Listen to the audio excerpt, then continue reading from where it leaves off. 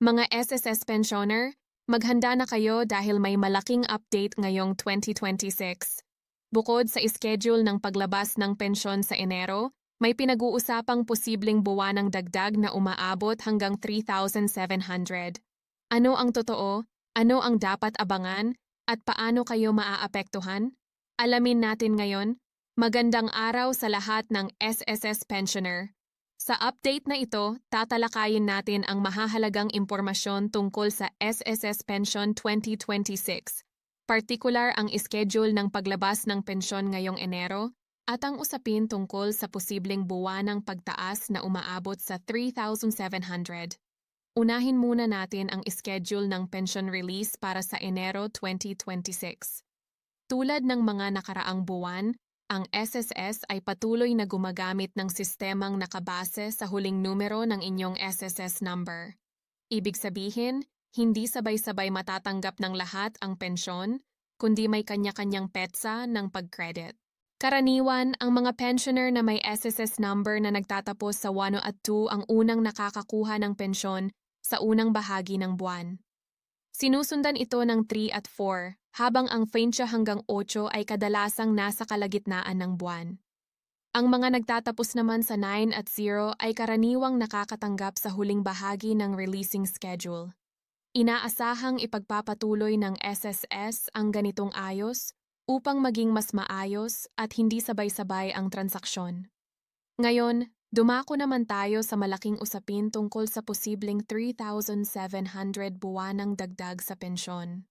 Maraming pensyoner ang nakarinig ng balitang ito kaya mahalagang linawin kung ano ang kasalukuyang sitwasyon. Ang pinag-uusapang halaga ay nakadepende sa ilang salik, gaya ng uri ng pensyon, haba ng kontribusyon, at mga panukalang reforma na patuloy na tinatalakay. Sa ngayon, ang mas mahalagang tandaan ay wala pang sabay-sabay at automatic na pagtaas na ipinatutupad para sa lahat. May mga proposal at diskusyon tungkol sa pag-a-adjust ng pensyon upang mas makatulong sa mga pensioner, lalo na sa patuloy na pagtaas ng gastusin, ngunit ang implementasyon nito ay dumadaan pa rin sa tamang proseso.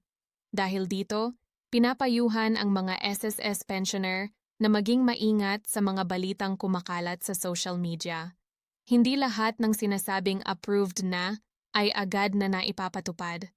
Mas mainam pa rin na umasa sa opisyal na anunsyo at sa aktwal na pag-credit ng pensyon sa inyong account.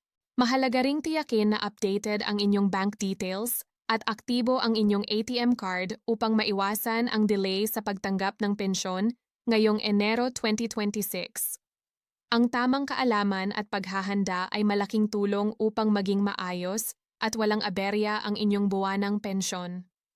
Sa pagpapatuloy ng ating SSS Pension 2026 update, pag-usapan naman natin kung sino ang posibleng makinabang sakaling magkaroon ng pension adjustment at ano ang dapat asahan ng bawat SSS pensioner ngayong Enero. Ang posibleng buwanang pagtaas na umaabot hanggang 3,700 ay hindi pare-pareho para sa lahat ng pensioner. Karaniwang nakabatay ito sa kabuuang kontribusyon na naihulog, haba ng pagiging miyembro at uri ng pensyon na tinatanggap.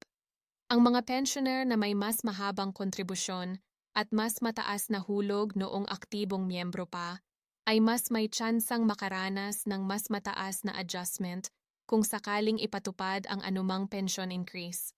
Mahalagang linawin na ang anumang pagtaas sa pensyon ay dumadaan sa masusing pag-aaral at formal na anunsyo. Hindi ito basta-basta ipinapasok sa account ng walang abiso. Kaya kung sakaling may pagbabago sa halaga ng inyong pensyon, ito ay karaniwang may kasamang opisyal na paliwanag mula sa SSS. Para sa mga pensioner na umaasa sa dagdag na tulong ngayong 2026, mahalagang manatiling updated sa mga opisyal na impormasyon at huwag agad maniwala sa mga balitang walang malinaw na pinanggalingan. Ang maling inaasahan ay maaaring magdulot ng pagkadismaya, kaya mas mainam na malinaw ang inyong kaalaman tungkol sa kung ano ang tiyak at kung ano ang pinag-uusapan pa lamang. Bukod sa usapin ng pension increase, patuloy ding pinapabuti ng SSS ang kanilang sistema ng serbisyo para sa mga pensioner. Isa sa mga layunin ngayong 2026 ay ang mas mabilis na pagproseso ng pension releasing at mas malinaw na komunikasyon sa mga miyembro. Ito ay upang mabawasan ang kalituhan at stress na nararanasan ng ilang pensioner tuwing may pagbabago o update. Isa ring mahalagang paalala ay ang regular na pag-check ng inyong personal records. Siguraduhing tama ang inyong pangalan, account number, at iba pang detalye sa SSS upang maiwasan ang anumang teknikal na problema. Kung may napansing error, mas mabuting agad itong ipaalam upang hindi maapektuhan ang pagtanggap ng pensyon.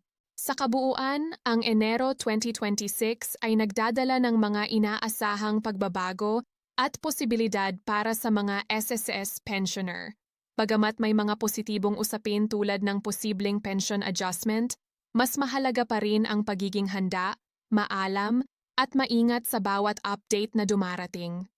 Sa huling bahagi ng ating SSS Pension 2026 update, mahalagang bigyang diin kung ano ang tunay na dapat pagtuunan ng pansin ng bawat pensioner ngayong Enero.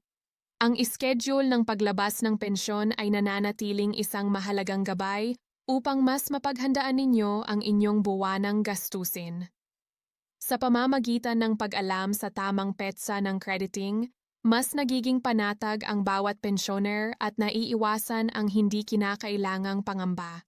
Pagdating naman sa usapin ng posibleng buwanang pagtaas na umaabot hanggang 3,700, mahalagang tandaan na ang ganitong mga pagbabago ay hindi basta-basta ipinapatupad.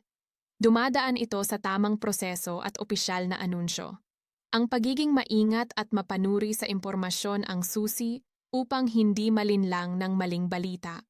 Ngayong 2026, malinaw ang direksyon ng SSS na gawing mas maayos at mas maaasahan ang sistema ng pension releasing. Bagamat hindi maiiwasan ang mga pagbabago at adjustments, ang layunin nito ay mapabuti ang serbisyo at masigurong tuloy-tuloy ang pagtanggap ng pensyon ng bawat miyembro. Para sa lahat ng SSS pensioner, ang pinakamahalagang paalala ay manatiling updated, panatilihing maayos ang inyong records, at huwag mag-atubiling magtanong sa tamang ahensya kung may alinlangan.